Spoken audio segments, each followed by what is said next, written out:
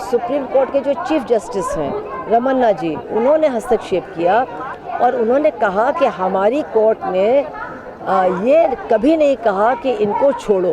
जनता का गुस्सा, जनता का आक्रोश भी सामने आना चाहिए। जिस जज ने सज़ा सुनाई है, बग़ैर उनसे बात किए उनको माफ़ी नहीं हो सकती है कि मैं जज हूँ, ये बिल्कुल गलत हुआ है और मेरे साथ कोई बातचीत बिल्कुल कतई हुई नहीं है। कहा कि हाँ, हम इसकी सुनवाई करेंगे लेकिन कल नहीं। तो हम लोग फिर घबरा गए कि कल नहीं तो कब। क्या अब हमारे देश में न्याय प्रक्रिया बदल गई है? क्या अब जुर्म के आधार पर फैसला नहीं होगा, जात और धर्म के आधार पर होगा? गुजरात में बिल्किस बानो के साथ हुए बलात्कार के जो 11 दोषी थे, उनको जब छोड़ दिया गया 15 अगस्त के रोज़, जिस दिन देश आज़ाद हो रहा था, उस दिन उन लोगों की भी आज़ादी कर दी गई।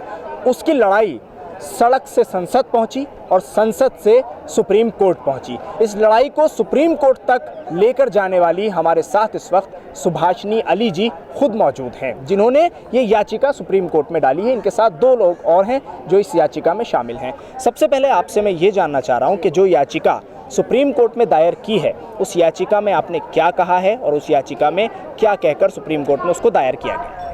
ऐसा है कि इसमें मैं एक बात ज़रूर कहूँगी कि इसका श्रेय तो वकीलों को भी जाता है, जिन्होंने बिल्कुल अपनी तरफ से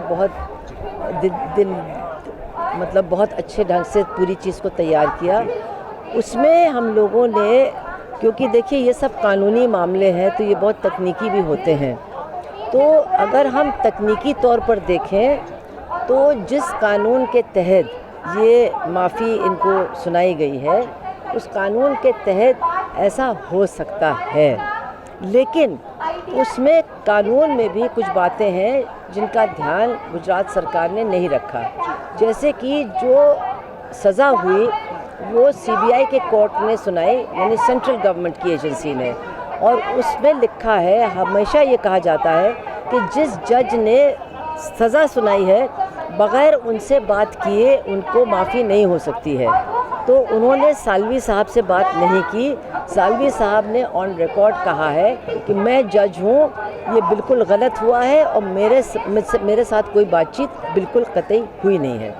इसके अलावा चूँकि ये सेंट्रल गवर्नमेंट की एजेंसी ने फैसला किया, सीबीआई कोर्ट ने, तो सेंट्रल गवर्नमेंट से भी उनको बातचीत करनी चाहिए थी। अब वो हुई कि नहीं, इसका किसी तरह का कोई खुलासा नहीं हो रहा है। तीसरी बात, जो कमेटी उन्होंने बनाई, सलाहकार कमेटी, जिसके फैसले से मतलब उनको छोड़ने का मामला तय हुआ, उसमें कौन सदस्य थे?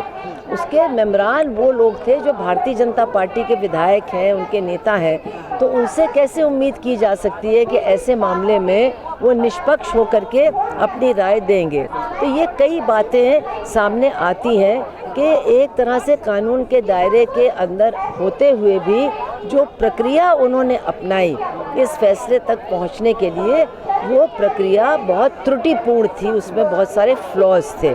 मैं मॉरल बात पे जा ही नहीं रही हूँ, नैतिकता पे अभी मैं नहीं जा रही हूँ। तो ये है जिन बातों को लेकर के हमने इसको चैलेंज किया है।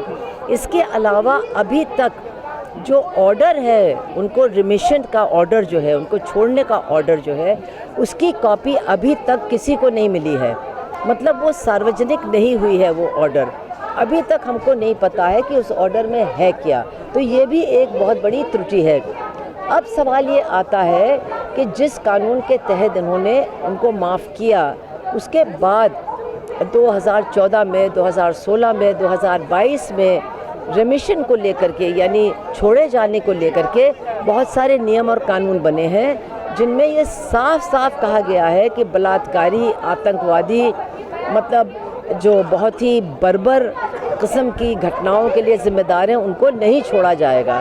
तो ये एक दूसरा पॉइंट हम लोगों को मिलता है कि आपके ज्ञान में ये था कि ऐसी बातें कही गई हैं, लेकिन उसको आप लोगों ने बिल्कुल ध्यान में नहीं दिया। तो यही सारी बातें थी जो हमारी याचिका में हैं। और इसके साथ साथ जो पूरी घटना है, जो इतनी बर्बर है, वो घटना पूरी डिटेल में हमारी याचिका में वर्णित की गई है। मैम, इस पर मैं आपसे आऊँगा, सवाल करूँगा, लेकिन मुझे थोड़ा सा ये जानना है, और मेरे जो व्यूवर्स आपको इस वक्त देख रहे हैं वो ये जानना चाहते हैं कि सुप्रीम कोर्ट जब आपने मूव किया तो अब सुप्रीम कोर्ट में इस मामले को किस तरह से देखा जा रहा है, कोर्ट इस मामले का किस तरह से संज्ञान ले रहा है, आपके वकील क्या कर रहे हैं, और इस मामले में बिल्किस बानो के आप लोग जो लड़ाई शुरू कर चुके हैं वो कैसे आगे बढ़ेगी, ये मोटी मोटी बात। देखिए, जब हम कोर्ट में इस याचिका को लेकर के गए तो सबसे पहली बात तो ये है कि चीफ जस्टिस के हटने के एक दिन पहले, यानी उनका जो आखिरी दिन था उसके 2 दिन पहले हमारी ये याचिका दर्ज हुई। तो ये बहुत एक अच्छी बात थी कि उन्होंने उसको सुना, मतलब जब वो दर्ज हुआ तब उन्होंने कहा कि हाँ हम इसकी सुनवाई करेंगे लेकिन कल नहीं। तो हम लोग फिर घबरा गए कि कल नहीं तो कब, लेकिन उन्होंने उसके दूसरे दिन यानी बुध के दिन इसकी सुनवाई रखी और रात को, मंगलवार की रात को ही इसका लिस्ट में आया। तो हम लोगों को यही नहीं समझ में आ रहा था कि होगी सुनवाई कि नहीं, क्योंकि बड़ी लंबी लिस्ट थी, लेकिन बहुत जल्दी सुनवाई हो गई, 11 बजे ही सुनवाई हो गई। और उसमें जो उनका बेंच था तो उसके जो 2 अलग न्यायाधीश थे वो वही थे जिन्होंने गुजरात सरकार की याचिका को, रिक्वेस्ट को हाँ करते हुए वापस भेजा था कि हाँ आप इसमें फ़ैसला ले सकते हैं। तो उनकी तरफ से कई बातें आईं, जो ये सज़ा याफ्ता लोग हैं उनकी तरफ से भी बातें आईं कि भाई आप लोग कौन हैं इसमें दखल देने वाले, और हमको कोई नोटिस नहीं मिली वगैरह वगैरह। तो जब ये सारी बात हुई उसके पहले हमारे वकील साहब कपिल सिब्बल ने अपनी पूरी बात को रखा।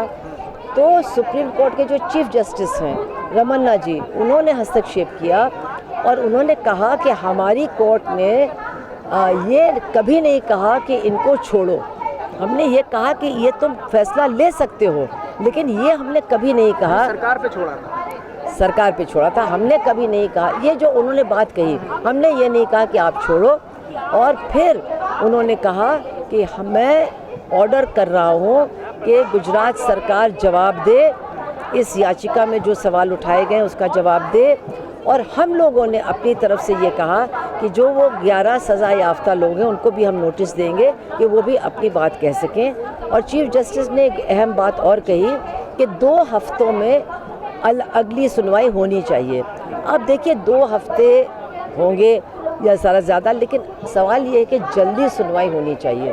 और अब हमारे वकील इसी में लगेंगे कि पहले तो जितनी उनको जानकारी इकट्ठा करनी है कि उनका ऑर्डर क्या है वगैरह वगैरह, उसको इकट्ठा करेंगे और फिर मेरे ख्याल से सुप्रीम कोर्ट के पास जाएंगे कि इसकी सुनवाई अब जल्दी कीजिए।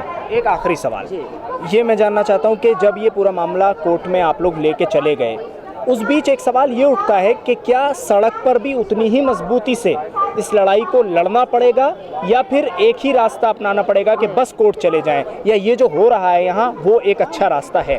क्या देखिए, जो बड़ी बात है कि इसके पहले भारतीय जनता पार्टी के लोग कह रहे थे कि ये तो कोर्ट का फैसला है, इसके खिलाफ आप लोग कैसे कुछ कर सकते हैं। लेकिन अब कोर्ट ने दरवाज़ा खोल दिया है कि नहीं, अभी आप आगे बढ़ सकते हैं। इससे बहुत ताकत मिली है और निश्चित रूप से जो सड़क पर हो रहा है, जो लोग सिग्नेचर कैंपेन कर रहे हैं, जो लोग ज्ञापन दे रहे हैं, वो काम भी जारी रहना चाहिए। जनता का गुस्सा, जनता का आक्रोश भी सामने आना चाहिए। क्यों?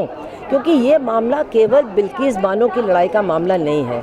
बिल्किस बानो के साथ जो हुआ उसकी तो मतलब तसव्वुर भी नहीं किया जा सकता है, और उन्होंने कितनी बहादुरी से लड़ा इसकी भी दाद हम दे नहीं सकते हैं। लेकिन ये मामला उनसे भी बड़ा है। क्यों? क्योंकि एक तरफ तो जब ये लोग छूटे हैं तो इनका महिमा मंडन हुआ, इनके पैर छुए गए, इनको माला पहनाई गई, इनको मिठाई खिलाया गया। तो क्या कहना चाह रहे थे लोग, ये एक सवाल है। फिर एक जो उस कमेटी में था जिसने छोड़ने की राय दी, उसने कहा कि ये संस्कारी ब्राह्मण है। तो हम लोगों का बड़ा सवाल है कि क्या अब हमारे देश में न्याय प्रक्रिया बदल गई है? क्या अब जुर्म के आधार पर फैसला नहीं होगा, जात और धर्म के आधार पर होगा कि मुजरिम की जात क्या है, मुजरिम की का धर्म क्या है, और जो पीड़ित पक्ष है जिसके साथ अन्याय हुआ है उसकी ज़ात क्या है और उसका मज़हब क्या है। तो अगर इस बुनियाद पर अब फैसले होंगे तो इसका मतलब है कि हमारे मुल्क में जो संविधान हमको देता है, जो रूल ऑफ लॉ हमको देता है, वो हमसे छिन जाएगा। इसलिए ये बहुत बड़ी लड़ाई है और हर हिंदुस्तानी को, हर नागरिक को इस लड़ाई में अपने आप को शरीक करना चाहिए। शुक्रिया मैम हमसे बातचीत करने के लिए। सुभाषिनी अली जी हमारे साथ इस वक्त मौजूद थी। उन्होंने साफ तौर पर कहा है कि इस लड़ाई को मजबूती से लड़ना होगा। कोर्ट तो ये लड़ाई गई है, लेकिन उसी के साथ साथ ये लड़ाई सड़क पर भी उसी मजबूती के साथ लड़ी जाती रहेगी।